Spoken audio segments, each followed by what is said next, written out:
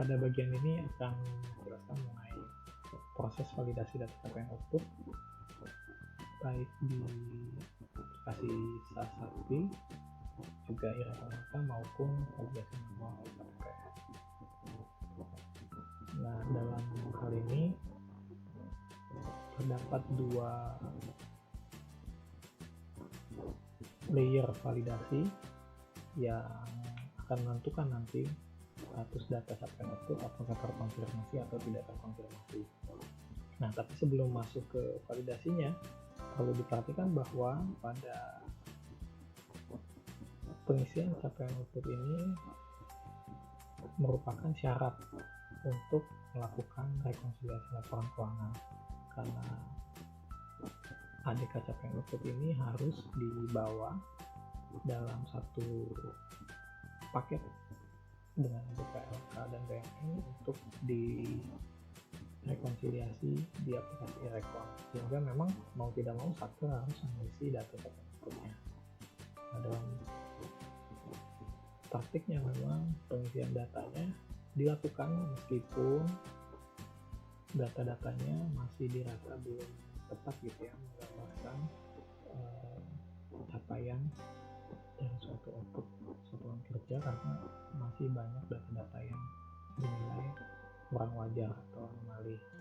Nah, untuk mendorong kualitas data, kewajaran datanya, maka akan dilakukan validasi by system tahap 1, di mana validasi ini akan dilakukan yang pertama di aplikasi SaaS dan Sakti.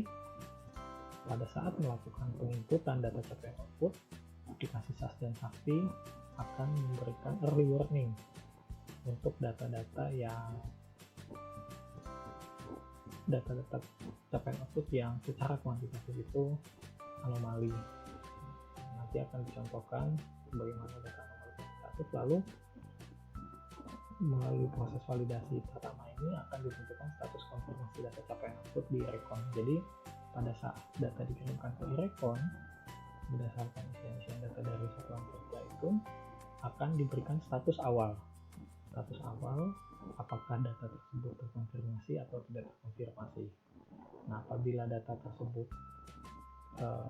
lolos validasi, maka statusnya akan terkonfirmasi gitu. Tapi kalau tidak lolos validasi tahap pertama, maka status awalnya di Irekon adalah tidak terkonfirmasi, sehingga untuk data-data seperti itu akan dilakukan analisis terlebih dahulu oleh KPPN, yakni dengan mengecek dan menganalisis isian keterangannya yang diinput oleh satuan kerja apakah sudah memadai atau belum. Jadi data-data yang sifatnya anomali kuantitatif itu harus dapat dijelaskan secara memadai. Nah, nanti bagaimana suatu data dapat dikategorikan sebagai data ya anomali kuantitatif yang dijelaskan secara memadai. Nah, sebelumnya dalam aplikasi SaaS dan juga Sakti akan ada beberapa penyesuaian gitu. Apabila input datanya disinyalir menimbulkan anomali atau nilai tidak wajar, di aplikasi SaaS maupun Sakti akan memberikan warning gitu, apakah pengisian datanya sudah tepat atau tidak. Warningnya itu ada yang berupa peringatan saja, ada berupa penolakan data. Nah, dalam ini ada setidaknya 7 validasi ya, 7 bentuk validasi pengisian data. Kalau misalnya pengisian progres capaian outputnya lebih dari 100%, itu input akan ditolak. Jadi pengisian datanya itu antara rentang 0 sampai dengan 100. Itu juga bisa diisi progresnya itu lebih dari 100%. Lalu yang kedua, apabila RVK-nya itu diisi lebih dari 1,5 kali dari target kinerja, misalnya target kinerjanya adalah 10 dokumen, lalu RVK-nya diisi 16, lebih dari 1,5 kalinya, maka inputnya akan ditolak, dimana maksimal pengisian RVK-nya ini adalah 1,5 kali dari target keluaran. Lalu keterangan harus diisi. Semua data output keterangannya harus diisi. Apabila tidak diisi maka itu data tidak valid. Lalu yang keempat adalah apabila pengisian PCO-nya tadi secara kumulatif itu menyebabkan atau memunculkan gap sebesar 20%. Tadi gap antara PCO dengan persentase pengumpulan anggaran selisihnya lebih dari 20%. Untuk non-output strategis maka inputnya bisa diterima tapi akan diberikan warning terlebih dahulu apakah yakin dengan isian datanya. Lalu untuk pengisian PCO-nya apabila gap-nya itu lebih kecil dari minus 20%, artinya progres capaiannya itu lebih rendah 20% dari persentase penyerapan anggarannya atau capaian kinerja terlalu rendah, itu akan muncul juga warning gitu. Nah, khusus untuk output strategis, batasan warningnya juga validasinya nanti adalah 5 dan minus 5%.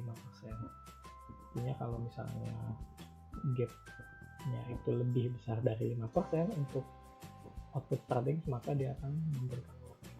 Ini juga validasinya nanti akan dijelaskan lebih lanjut. Lalu yang keenam adalah kalau RVK-nya atau PCO-nya nggak diisi maka inputnya ditolak. Lalu kalau misalnya RVK-nya diisi lebih dari 0 tapi PCO-nya diisi 0, artinya sudah ada capaian fisiknya gitu tapi belum ada progresnya, itu tidak bisa diisi karena inputnya akan ditolak. Terdapat dua jenis anomali data dalam pengisian data capaian output. Yang pertama anomali kuantitatif yang diidentifikasi dari ketidakselarasan antara data yang bersifat kuantitatif seperti PCO dengan PPA, lalu ketidakselarasan PCO dengan PPA maupun PPA dengan target keluaran. Untuk anomali kuantitatif ini bisa diuraikan kembali menjadi dua macam anomali, yaitu anomali gap yang melihat dari sisi perbandingan antara PCO dan PPA, juga anomali kuantitatif lainnya. Anomali kuantitatif yang tidak disertai dengan keterangan yang memadai maka akan berubah statusnya menjadi anomali keterangan, atau dengan kata lain data capaian output yang bersifat anomali kuantitatif yang tidak disertai dengan keterangan yang memadai. Untuk anomali kuantitatif dihitung berdasarkan data-data yang bersifat kuantitatif tadi, yakni anomali gap, yaitu capaian kinerja terlalu tinggi dan capaian kinerja terlalu rendah, juga anomali kuantitatif lainnya. Misalnya di sini untuk anomali kuantitatif lainnya, progres capaian outputnya sudah 100%, namun capaian volumenya di bawah target output. Untuk anomali gap, yaitu capaian kinerja terlalu tinggi dan capaian kinerja terlalu rendah, perlu diperhatikan bahwa ada standar yang berbeda untuk output strategis dan non-output strategis. Suatu data capaian output untuk output strategis dikatakan anomali kuantitatif apabila gap antara PCO dengan PPA-nya lebih besar dari 5% atau lebih kecil dari minus 5%. Sementara untuk non-output strategis atau output lainnya adalah lebih besar dari 20% atau lebih kecil dari minus 20%. Contohnya misalnya untuk output strategis apabila PCO-nya 72%, sementara PPA-nya baru 66%, ada gap sebesar 6%, maka data tersebut teridentifikasi sebagai data output anomali kuantitatif dengan capaian kinerja terlalu tinggi karena PCO-nya lebih tinggi dari PPA dengan gap sebesar 6%. Kalau gapnya masih 4% maka dia tidak akan diidentifikasi sebagai data kuantitatif. Lalu contoh yang kedua misalnya PCO-nya 55%, sementara PPA-nya 64%. Artinya penyerapan anggarannya di sini yang lebih tinggi dibandingkan dengan PCO-nya. Gap-nya adalah sebesar minus 9%, sehingga bisa dikatakan capaian kinerjanya terlalu rendah, dan untuk data seperti ini akan teridentifikasi sebagai data yang anomali kuantitatif. Untuk non-output strategis, contohnya adalah seperti ini. Apabila PCO-nya 82%, sementara PPA-nya 50%, sehingga ada gap sebesar 32%, maka data tersebut akan teridentifikasi sebagai anomali kuantitatif. Atau lainnya, apabila PCO-nya sebesar 40%, namun persentase penyerapan anggarannya sudah 80%, akan teridentifikasi juga sebagai output anomali kuantitatif. Output anomali kuantitatif ini bisa di-input dalam aplikasi, namun harus dijelaskan. Nah, dalam hal pengisian data tersebut merupakan data yang bersifat anomali kuantitatif, maka dalam aplikasi disediakan referensi. Ada 9 referensi yang disediakan saat ini yang dapat digunakan untuk menjelaskan kenapa data anomali kuantitatif itu terjadi.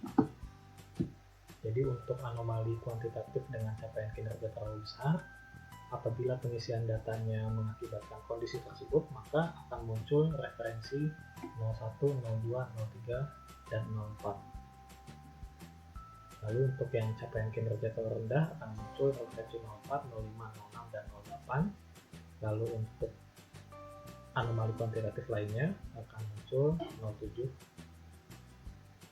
dan untuk semua kondisi akan muncul referensi 99 lainnya. Untuk penjelasan terkait referensi, silakan dibaca juknis terkait pengisian data capaian output Satuan Kerja Kementerian Lembaga tahun 2020. Nah, yang perlu diperhatikan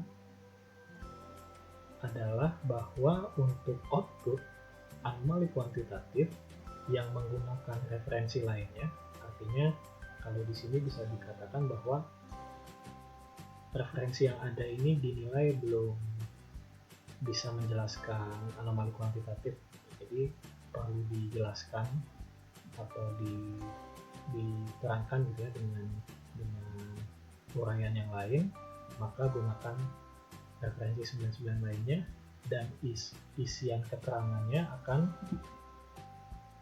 diisi secara manual oleh user, yang mana nantinya output tersebut, data output tersebut yang akan menjadi objek dari validasi manual atau konfirmasi dari KPPN. KPPN akan mengecek isian keterangan untuk output anomali kuantitatif yang menggunakan referensi 99, sehingga perlu dipastikan bahwa isian keterangannya sudah memadai sehingga KPPN bisa melakukan bisa mengubah status data capaian output itu dari tidak terkonfirmasi menjadi terkonfirmasi. Sementara untuk output kuantitatif, anomali kuantitatif yang menggunakan referensi selain 99, maka dia akan terbaca sebagai output yang terkonfirmasi dalam sistem.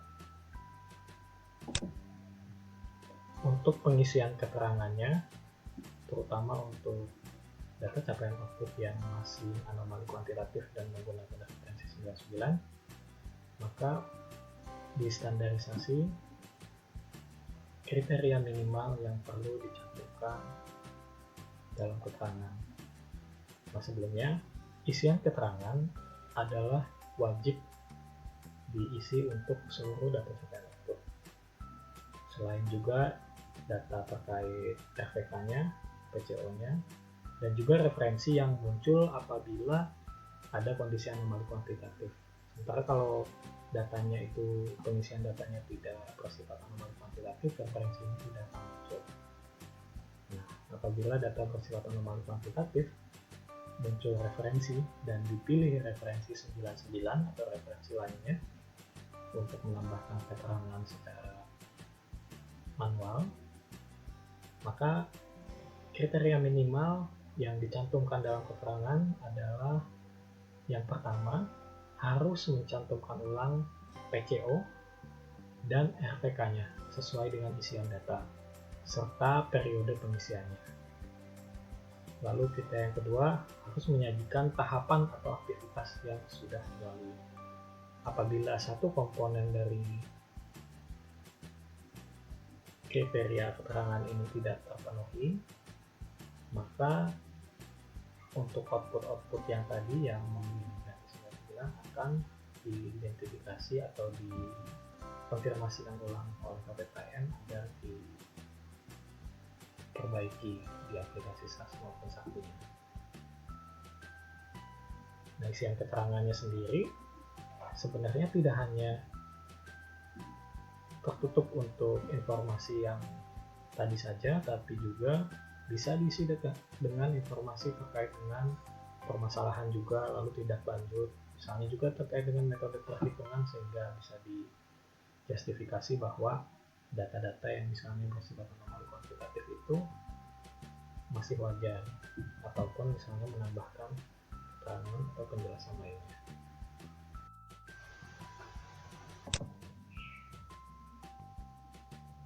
Contoh pengisian keterangan juga biasanya oleh KPPN, misalnya untuk output berupa layanan sarana dan prasarana internal.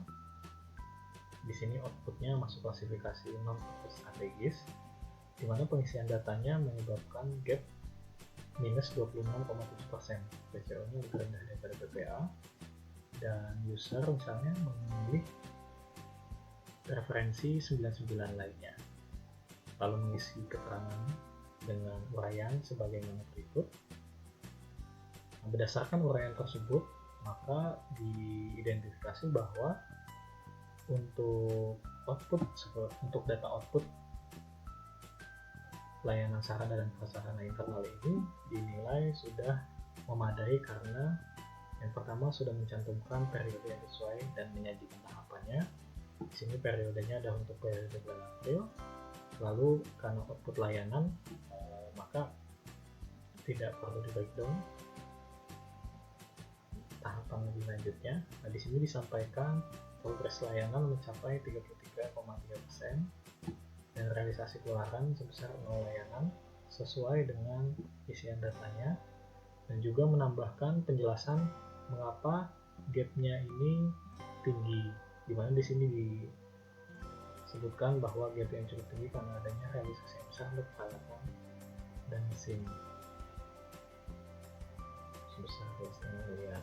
Dan ini informasi tambahan yang tentunya berguna bagi Kementerian Keuangan untuk memonitor pen output dari kementerian lembaga.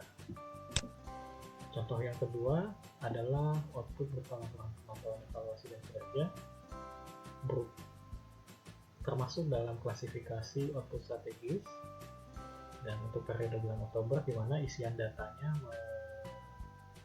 memunculkan gap sebesar minus 8,3%, artinya PCO-nya lebih rendah daripada PPA-nya, di mana isian keterangannya adalah sampai dengan Oktober penyusunan laporan serentak pembahasan dan progres 60% dan belum ada laporan atau 0 PK-nya, yang mana untuk keterangan ini, isian keterangan ini sudah sesuai dengan kriteria, sehingga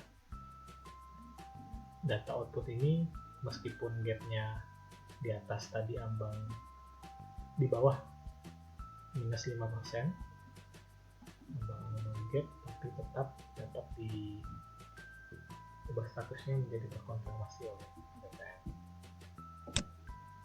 Lalu ini contoh selanjutnya berupa output dokumen pembahasan anggaran bagian 115 keputusan yang termasuk klasifikasi non-output strategis.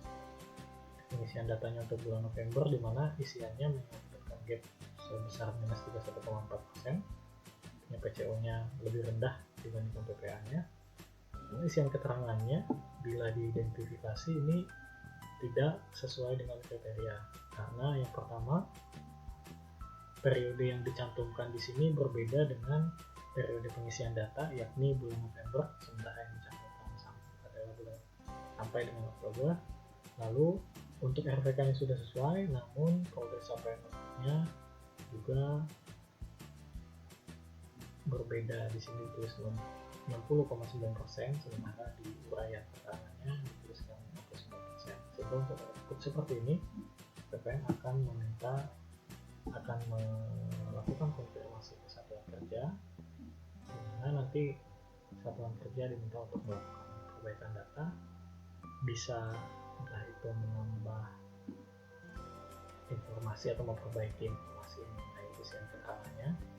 Jadi lalu juga atau mengubah misalnya progres isian data, progres capaian outputnya, misalnya ternyata yang benar adalah 69% atau tidak sesuai dengan kriteria sebagaimana tadi disampaikan.